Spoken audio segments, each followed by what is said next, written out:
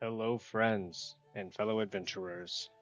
We are Rolling Solo RPG, and today we're going to be playing the 18th episode of Zargo's Tale.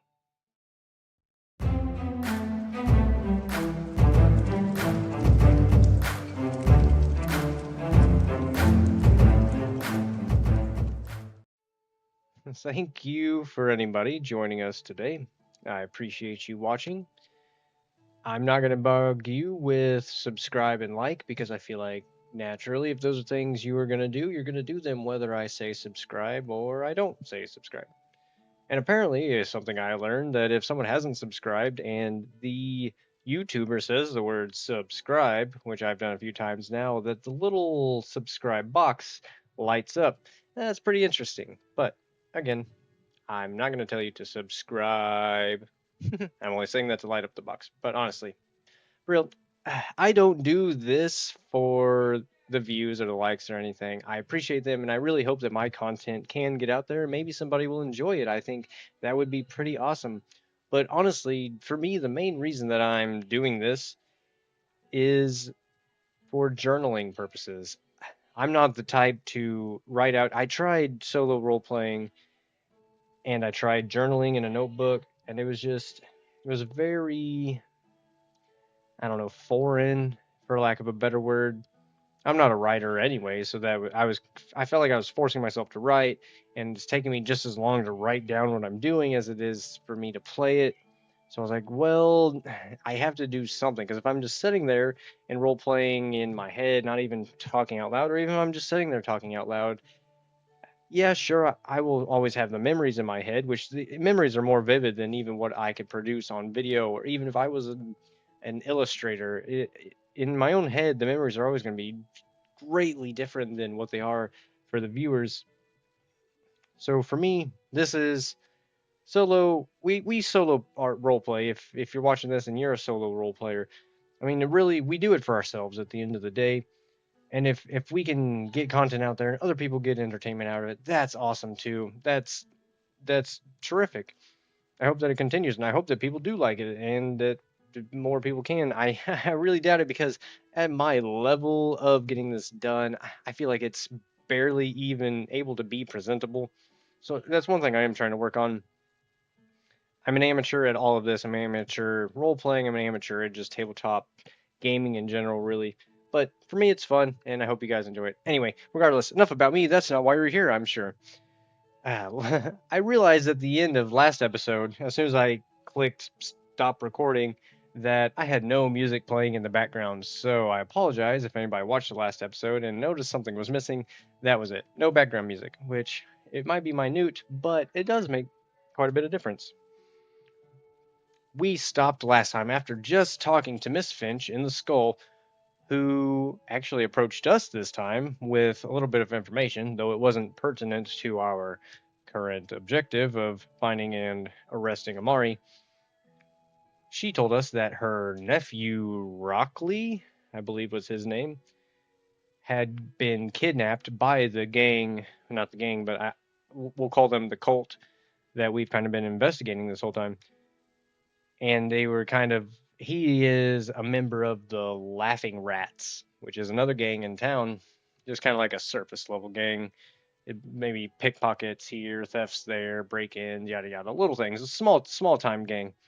Regardless, they were given a little bit too much pressure to our cults, and he was kidnapped. They were told to kind of fuck off, or they were going to kill him, send back the tail as evidence, blah blah blah. And that was where we stopped.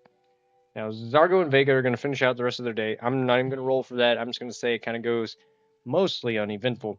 Now, when they get back to the guardhouse, they're going to wait until, because the beginning of the day in our last session, which, by the way, we are on Toil Day now, I believe, the 9th, if I remember correctly.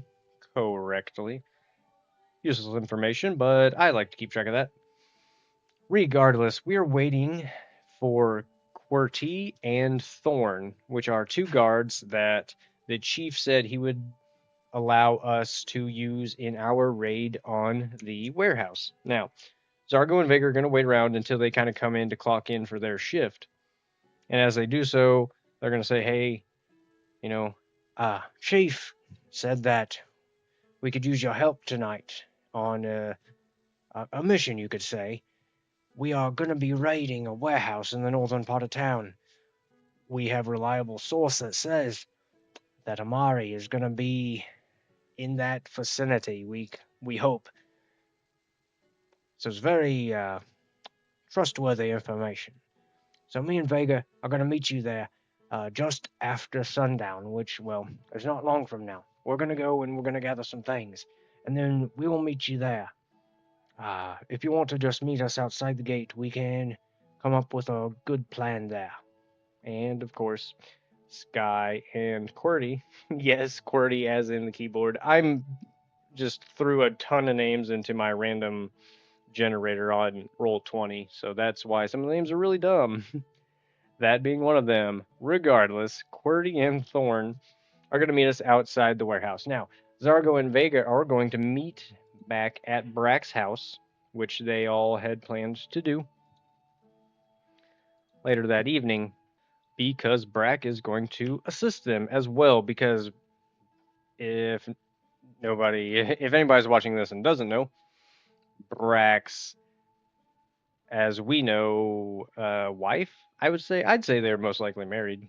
I don't think that's really been brought up in any of the episodes. But anyway, we'll call her his wife. Brack's wife, Dordan, who is now deceased, we found out, pregnant at some point, was no longer pregnant when our heroes found her dead body in Amari's office a few episodes ago. So there is some sort of disconnect there. Regardless, Brack is out for vengeance. He has Dordan's clan dagger in his possession, and he swore that he was going to use it to plunge into the heart of Amari and any other man or woman who had a hand in Dordan's death. So that's where we're at. We're meeting back at Brack's mansion, where he eagerly awaits our heroes. They already know their plan. They are stocked up.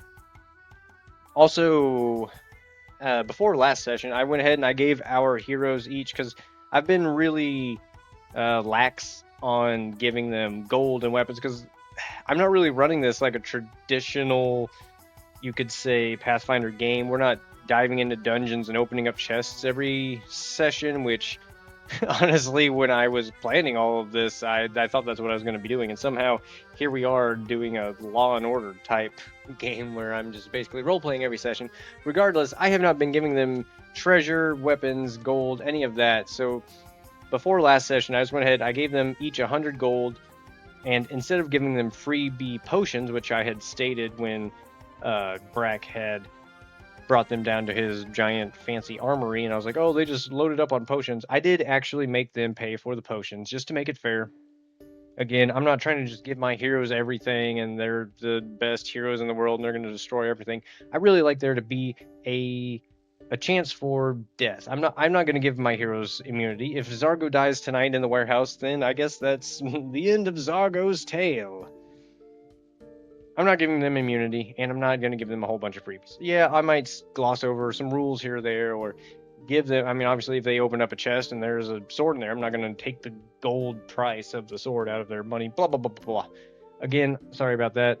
I'm really bad at getting off on side tangents and explaining very useless information. Let's get back to the action, because I don't know about you guys, if you're actually watching this, I want some combat. Our heroes Brack, Vega, and Zargo are now all stocked up, fully healed, and they are ready. Brack is ready for vengeance. Vega is ready for... Why is Vega doing this?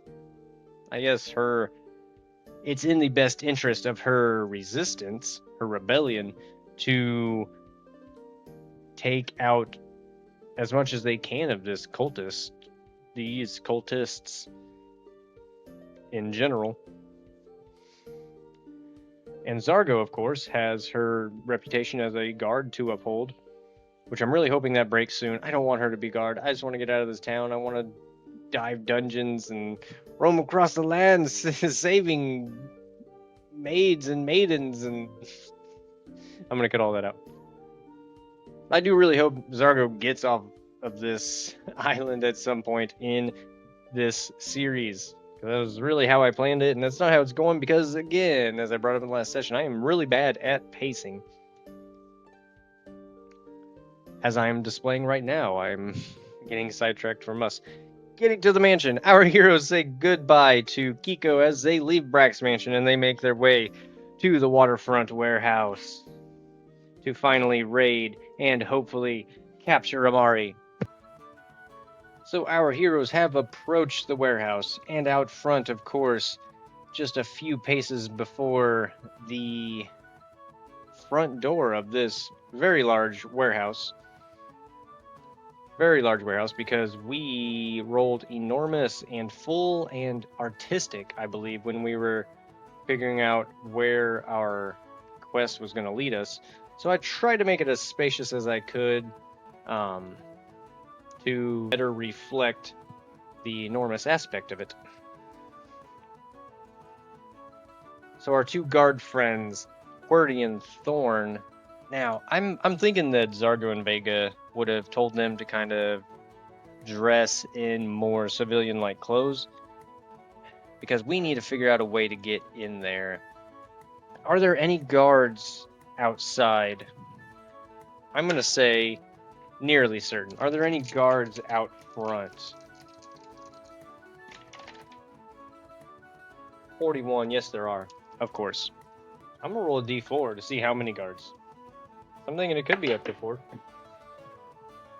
Anybody new to the channel, I don't roll the triangle d4 because I just don't think they roll very well. So I'm going to roll a d8 and cut it in half. I'd have to hit the dice roll then. Alright, 5. So that is going to be 3. There are going to be 3 guards out front here, and we are going to need to find a way to either distract or defeat these guards. So as our heroes are trying to look as inconspicuous as possible while meeting up with these guards out front, I'm thinking they're, now granted, my map is going to not be accurate in this sense just because I didn't have enough room to make it as such, but our party, we'll call them the collective, is far enough away that they can just barely see the front doors of this warehouse without necessarily drawing much attention to the fact that they are casing the joint. I'm going to roll my red d12 to see what XP I have to work with just these guards out front. Maybe they're really tough, maybe they're not. So we have a 5. That is going to be a moderate fight. So I'm going to have 60. What am I? I'm going to have 60 XP to work with. Let me factor that in real quick, and I will be right back. Alright, so we have our 3 guards out front. Now I'm going to use the orc scrapper monsters just kind of as a base. This doesn't necessarily mean that they're all orcs. That's just going to be their basic stats for our possible fight. Maybe we can knock them out. Maybe we can distract them somehow. Now, how are our heroes going to handle this? I'm thinking stealth is going to be a pretty obvious choice here. And how are we going to use our 2 guard friends? So our party is devising a plan. They're going to try to use our 2 guards, Thorn and Qwerty, to lure these guards away from the door. So our heroes, Vega, Brack, and Zargo, are going to take a few spots on either side of the road down here. I'm thinking there's like some barrels on this side that Brack is able to hide behind. Perhaps there's a tree and maybe like a broken down cart here that Zargo and Vega are able to hide behind as well. Now, Thorn and Qwerty, how are they gonna get these guards' attention? They're either going to try to like help, help, there's somebody, but why would these guys don't care? That's not gonna. I think they're going to try to kind of lure them away, maybe seduce them in some fashion. I think that would be the most likely thing to actually work. So I'm going to make them do a performance check. Now I'm just going to use the simple creature stats since I'm not going to work out this every single stat for these random NPCs here. So if we go by our level 2, it's going to give them a +8 to their rolls. And I believe I'm just going to use the will DC of the orc scrappers, because I feel like that makes the most sense, really, in this case, which luckily for us is only a +2 for them. So it's going to be a DC 12 for both our heroes. And I'm going to roll twice, and only one of them is going to have to succeed to successfully lure these men and or women away from the dwarf. And they both have a +8. Awesome, awesome, awesome. So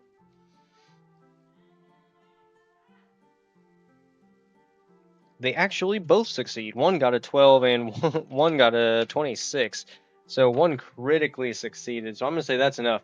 Thorn here, I'll say she was the one that just normal succeeded. She's able to lure the one on the left here, and QWERTY, with her critical success, is able to allure the other two. We'll say these two on the center and the right are women, and this one on the left is a man. Why not, you know?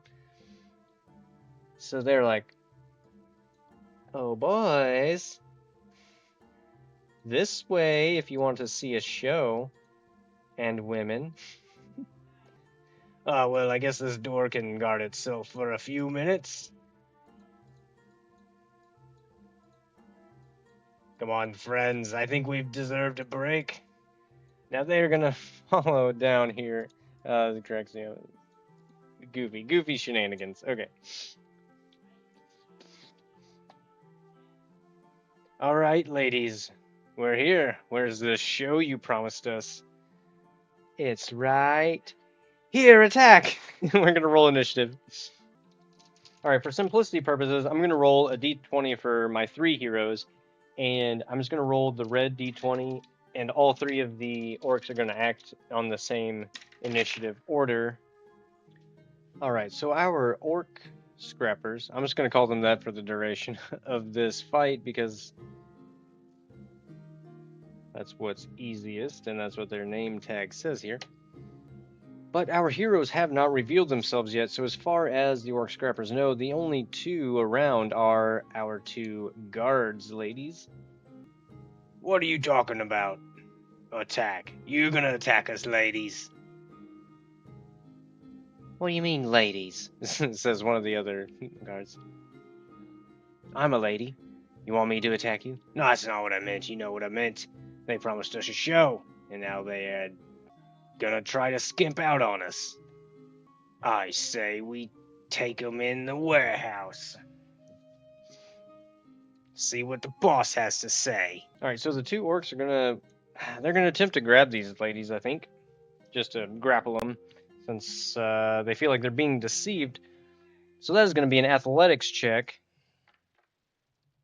I'm going to roll red and black. They get a +5, but they have to beat an 18, which neither of them do. Perfect. So they both kind of, I'm just going to simplify that round a little bit. They're just going to try one time. They both kind of try to grab at these guardswomen, Thorn and QWERTY, as they both just skillfully kind of shove off their attacks, break free, and not only break free from the grapple, but they are going to take off running down the road. Now, they're not just going to run away and go back to the office, though, but they're going to kind of, like, more or less exit out of this combat, because that's just more for me to keep up on anyway. So they successfully run away for now. We're going to keep them on backup in case we can get into this warehouse and we need some actual backup. Ah, you idiots, speaks one of the female guards. You let them get away. This feels like a distraction. Get back to the doors. Now we have our heroes. Brack is up. Now all of these people are still flat-footed to all of our heroes right now because none of them are noticed. I think Brack is going to lean out from the crate.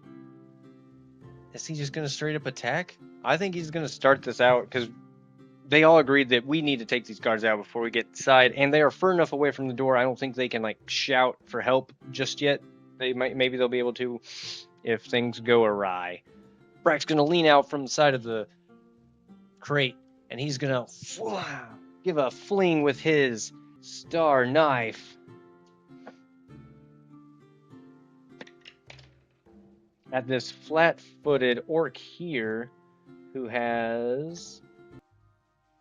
So that is a 6 plus 8. Nice, which is a 14, which is exactly what Brack needed. Oh, actually, they only have an AC of 12. Normally their AC is 14, but they are flat-footed currently because they are unaware of the presence of our heroes. So, regardless, that does hit. So Brack is able to fling his star knife. Where does he hit and how much damage does he do? So he gets to roll a d4, and since it is finesse, he gets to add his dex modifier, which is 4 as well. But also, since because of his abilities as a swashbuckler, he is able to apply his precision damage to his thrown strikes, which is only a +2, but that is in addition to the +4. So essentially, he gets a d4 plus 6. Where does it hit? So I know I rolled a d8, but again, I don't like the d4s. So that's going to be in the left leg, of course, because this d6 only likes to roll a 5 for some reason. That's going to be 3 points of base damage plus 4 points, bringing it up to 7 plus 2. So that is 9 points of damage to this orc as the star knife sticks into the back of his left leg.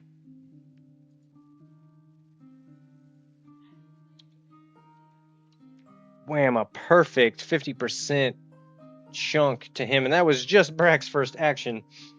Second action, Brack is going to... he's going to use his lightning tongue ability because as a part of being his lizard folk, he has a very elastic tongue. And as long as he is within 10 feet of an object of light bulk or less, which his star knife is light bulk, he's going to use his second action with his lightning tongue to grab around the handle of the star knife and pull it back.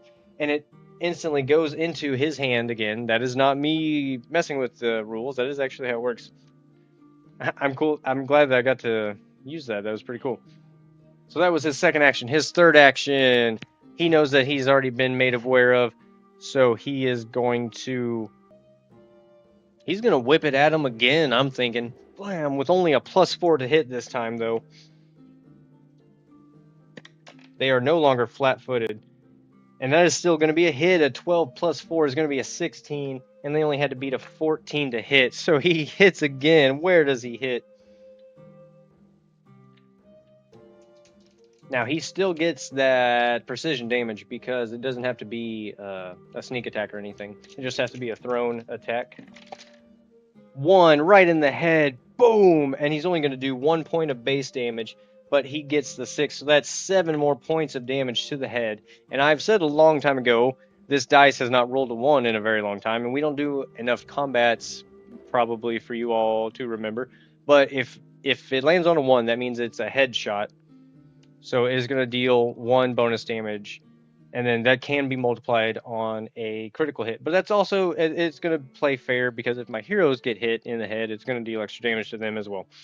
Regardless, so 1 point for base damage, plus the 6, that's going to be 7 points, plus the 1 extra. So that is 8 points of damage as the star knife just sticks. Blam! I'm not going to say it sticks into his head because that would be... I don't know how he would survive that. So it kind of like glances off of his skull, leaving him with only 1 hit point left. That was all 3 of Zargo. That was all 3 of Brack's actions. Next up, we have Zargo, who is still yet to be seen. But Zargo does not have any ranged abilities. She is an up and in-your-face fighter.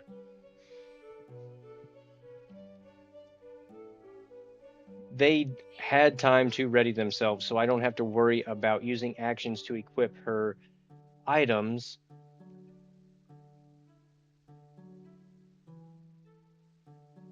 Seeing that Brack has already drawn their attention, Zargo is going to move. I'm thinking there's an obstacle kind of in her way here.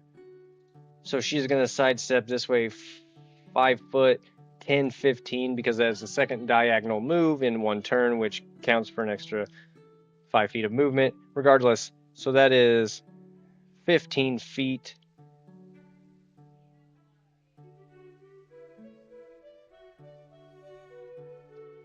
And she is within range with that first move. And I'm thinking she's going to use... I'm thinking. She knows how to use her shield.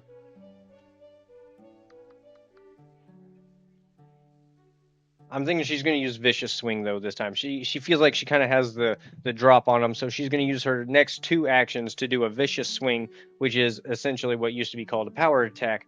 So she makes a strike, and if she makes contact on this strike, she gets to deal an extra die of weapon damage. Zargo swings with her bastard sword in her one hand. Oh, that's a hit. Yes, with her plus 10. I was kind of sad for a second.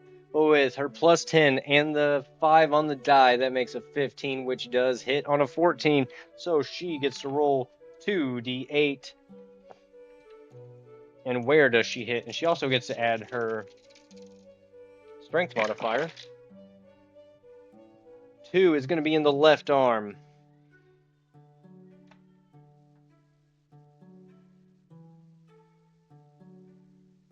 And a 9 and a 4 is going to be 13 points of damage. And that is going to be all 3 of Zargo's actions as she cleaves into the left arm of this turned around bodyguard, door guard, I guess we could say. So minus 13 points to her because this one was the girl we decided. Now Vega is up. Vega, on the other hand, she has her bow ready and she is going to peek around this. I said she was behind a cart, so we're just gonna draw a little brown square here and say that that's a cart. Thinking like a little hand cart, nothing like a big horse-drawn cart or anything. So Vega kind of like, she was crouched down behind this cart with her bow in her hand, and she stands up. She takes aim at the orc, I'm going to call him an orc, just because that's what they technically are.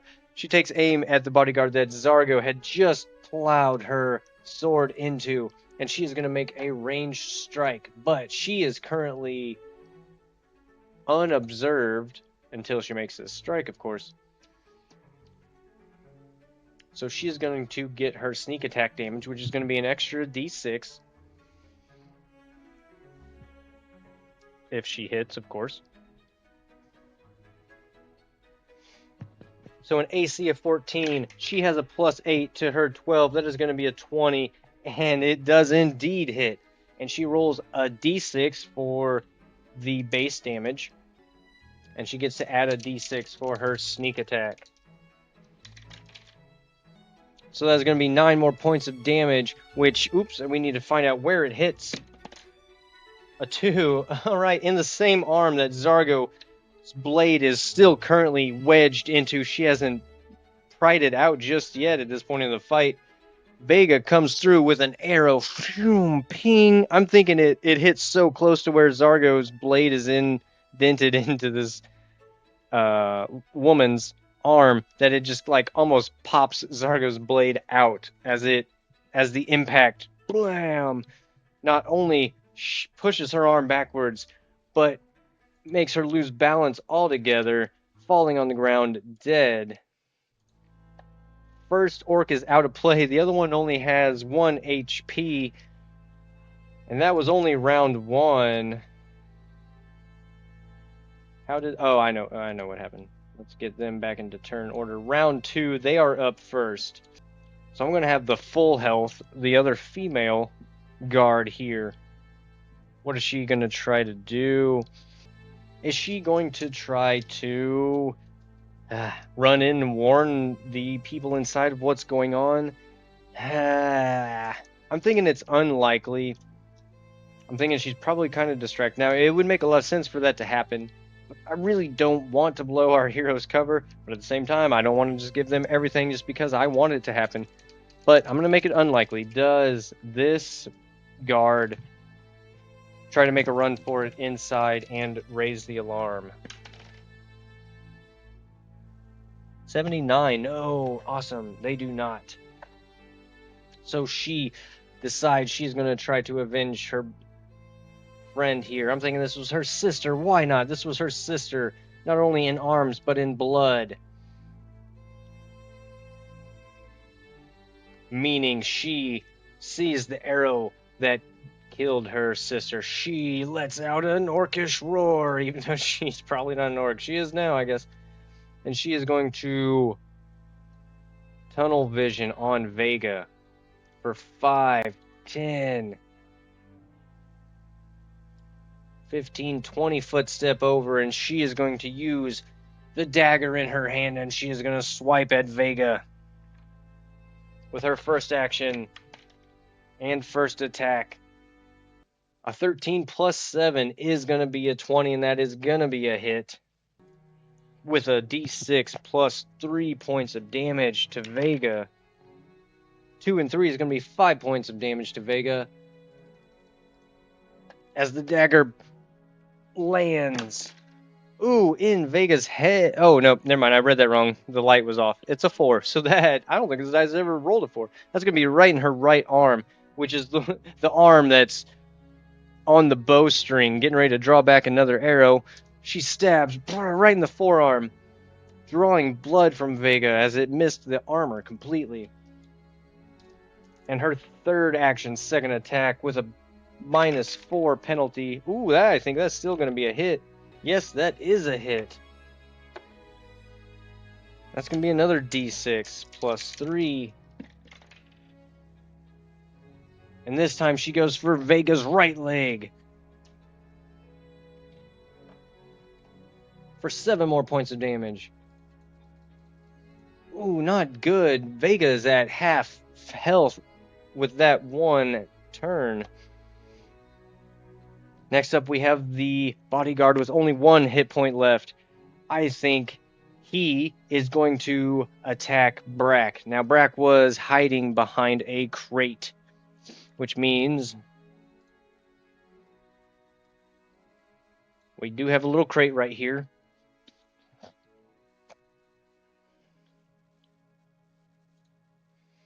So with his first action, the bodyguard is going to have to sidestep. Second action is going to strike at Brack. Ooh, and that's going to be a 2 and a 7. It's only a 9. That's going to be a miss as he wildly stabs into the air. The blood loss is making him lightheaded, but he strikes again with another wild miss.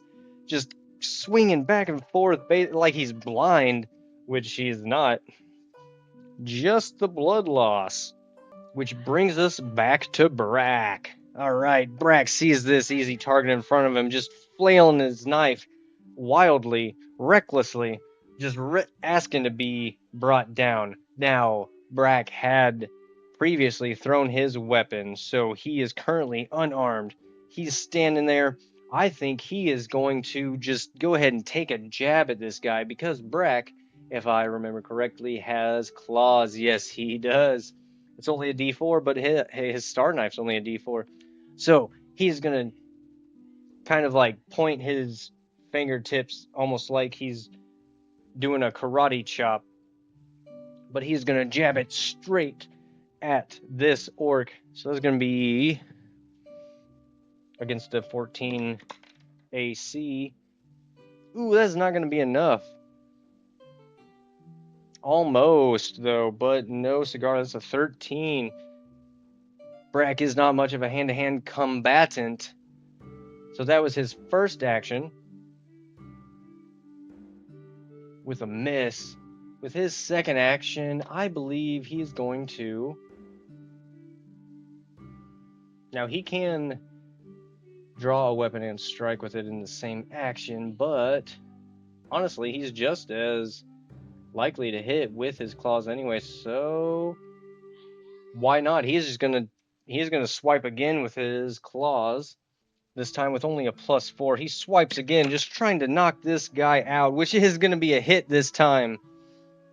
With a 21 total, he is able to hit, and I'm not even going to have to roll damage on that because this guy only has 1 hit point. Brack, we do need to see where he hits this fella at, and that is going to be in the right leg.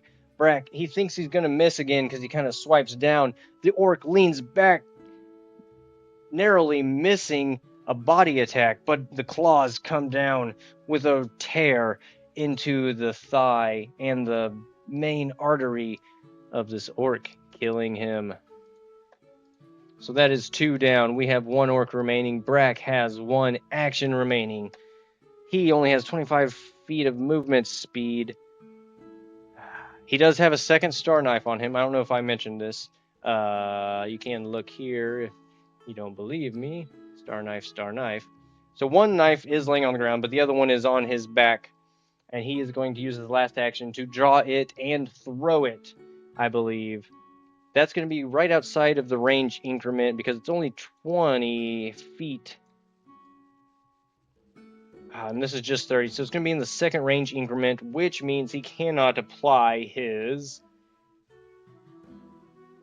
flying blade ability, but that is fine. And he has a +0 to hit, so he just has to beat a 14 as he sends his final star knife sailing through the air with a 19. Nice job, Brack.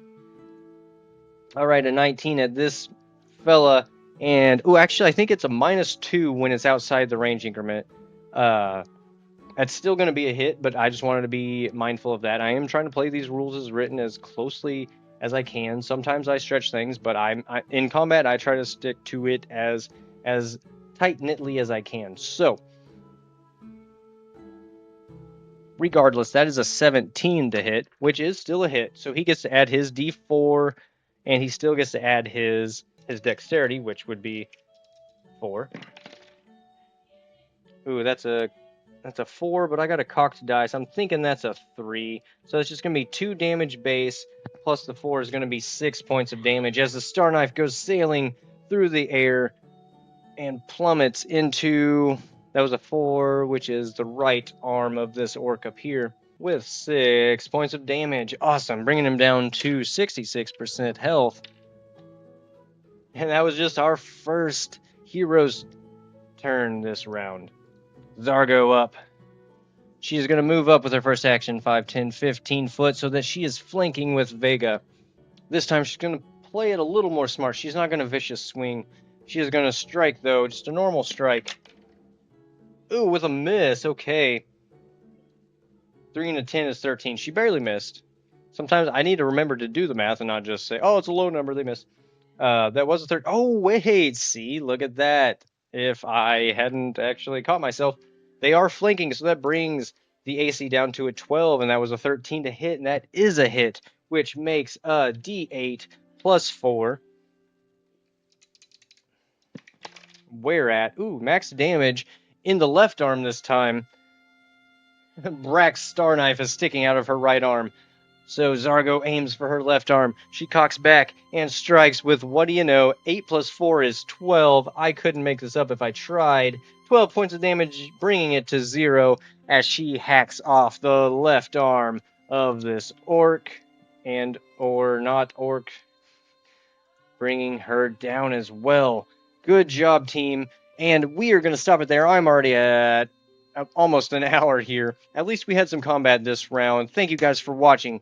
And please tune in next episode when we are going to get inside this warehouse. Hopefully do a little bit of sneaking around. Hopefully do a little bit of finding. Hopefully do a little bit of arresting Amari and bringing him back so we can finally bring an end to some of these quests that just keep piling up and I'm doing a terrible job of resolving. Thank you all for watching, and we will catch you next time on an exciting episode of Zargo's Tale. Thank you, friends, and goodbye.